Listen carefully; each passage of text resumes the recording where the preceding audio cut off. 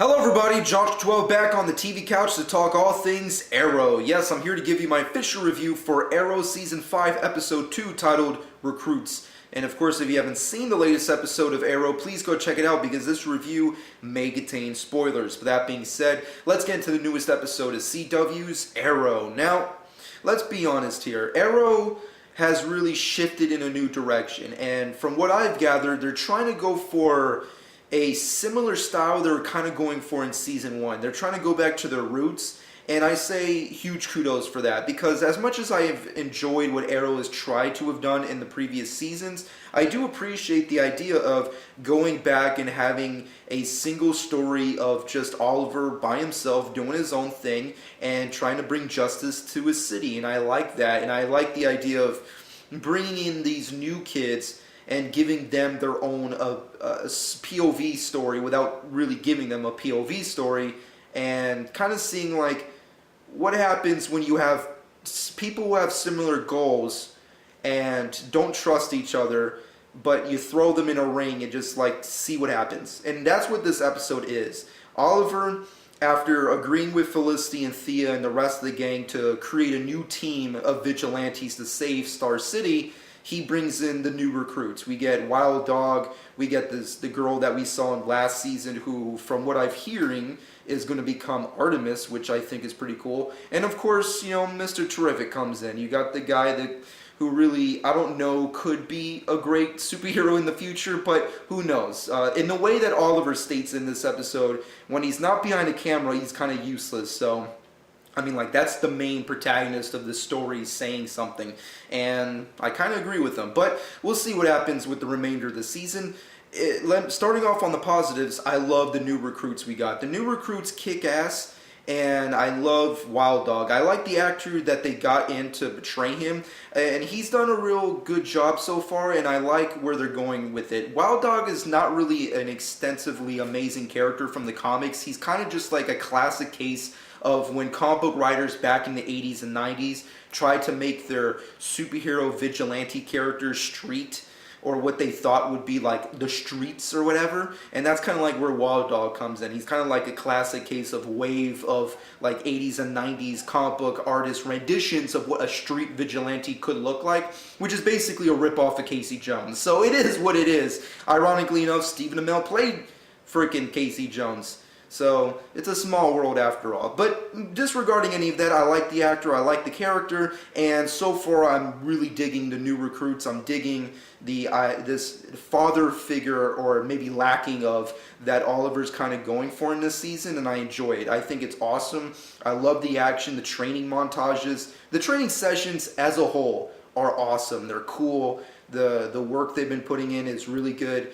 And if Arrow is consistent in one place, it's stunt work. Its stunt work is really great, and what I've seen so far is awesome. So this episode was an A+ when it comes to the new actors and characters that are brought in, I guess you could say, and more or less the stunt work in action. Moving off of that, we get some new characters also that could be joining the fold, like Ragman that we kind of see in this episode, who for a second, they were kind of mistaking him for Prometheus. However, they're actually two different characters, and apparently Ragman will somehow factor into the new Team Arrow, so it is what it is. Overall, Ragman's character is kind of like having this weird parallel with Oliver's mayor duties, and I like it. I like the actor, I like the character.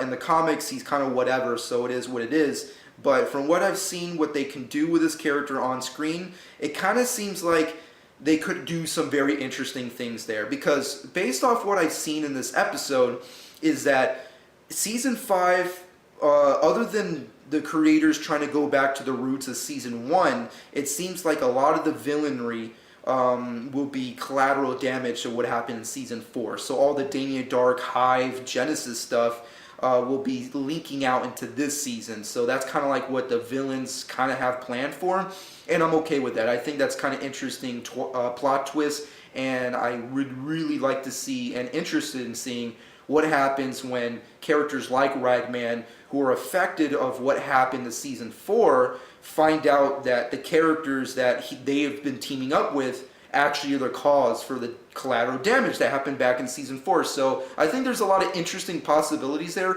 I'm not sure, and I don't have complete confidence in Arrow and the writers' capabilities of doing a lot with that, but it would be kind of cool if we figure out that, hey, you know, that character's parents and family, an entire city is blown up because of Felicity's actions in season 4. So what will happen when he figures that out? I guess we'll have to wait and see if they do decide bringing him back. Because if we've learned anything from Arrow and CW, is that DC and Warner Brothers are really big on fucking up their characters and plots that they want to do. So will we see these characters again? I definitely hope so, but we'll have to wait and see. Moving off of that, Prometheus, same thing. He's kind of like whatever villain in the comics, and in the TV show, they're definitely doing significant changes to him, and I'm okay with that. For me, I feel like the only appropriate villain that Arrow should have at this point is especially if they're trying to go back to the formula of season 1, is to have a villain who is truly superior to Oliver, but in a practical way. Like, we've seen him go up against super soldiers. We've seen him go up against magical sorcerers. We've seen him go up against, you know, men of legend status, if you will. Now it's time to go back to the roots and have him face off against a villain who's just practically and realistically just superior to him on every way, just being a regular guy. So I really hope they keep that with Prometheus. I'm not a big fan of his look. I think it's kind of just too stupid. I mean, Arrow as a whole, with the exception of like Deathstroke, really haven't been really consistent on like villain costumes and stuff. So it is what it is, but I like what I'm seeing so far, and I'm hoping they stay consistent with that. Moving off of that, let's get into my main negatives.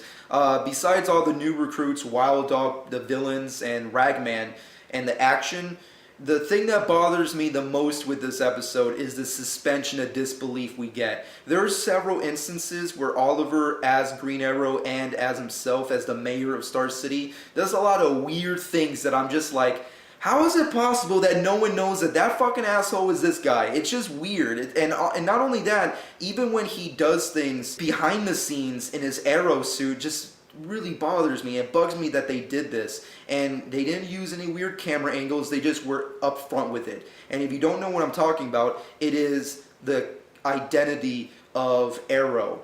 For a lot of reasoning, it's hard for DC to comprehend the white eyes of a costume. Marvel has done a brilliant job at this with characters like Spider-Man, Black Panther, and Deadpool. DC, however, has been struggling for years to really comprehend the white eyes of a character's mask and identity from the comics. From the comics to the screen, they find it difficult to bring that to life. With the exceptions of like Dark Knight and Batman v Superman, for the most part they have a hard time doing that without tech-based technology or realism. And this episode, and with this universe, Oliver uses war paint under the mask. It's a simple thing that a lot of characters like him do, especially Batman. And it's to hide the skin tones from the mask to the eyes. And it's just stupid. I never liked it. It's been a trend ever since the 80s to now, and I've always hated that. And in this episode, Oliver does a lot of weird things where he takes off the mask, yet the makeup behind it is automatically gone. And it's a consistent problem that always happens, and I hate that they did that. For season 1, it works because it's war paint. You know he puts that on. Season 2, when Barry gives him the mask, he still uses the war paint, but it's under the mask. Moving forward, we don't really see him a lot do these kind of things where he takes off the mask so casually and then there's no makeup.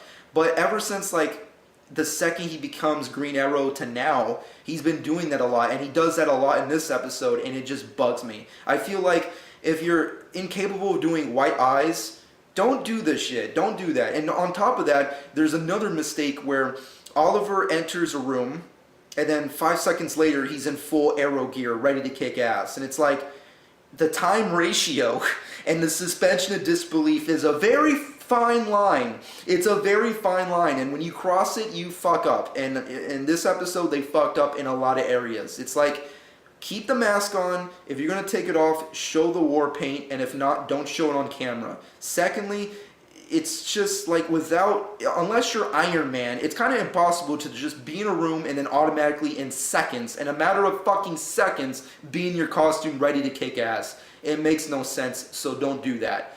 Moving off of that, the Felicity stuff. Majority of everything moving forward is mostly just nitpicky stuff. Felicity, her new bae, I don't really care. It's all cringeworthy to me. I know all the hardcore Felicity fans on Twitter right now are just like, the writers are saving time so that they can get back to Felicity later. Sure, for all I know, that's all they could be doing right now. But for me, I don't give a shit. I don't want to know. I don't really care. So just leave me alone with that. Secondly, the Lance and Thea stuff really just went over my head. It was just like, they're trying to keep these characters relevant now that they're not crime fighters anymore, and it's just boring. It really is. It's sadly boring.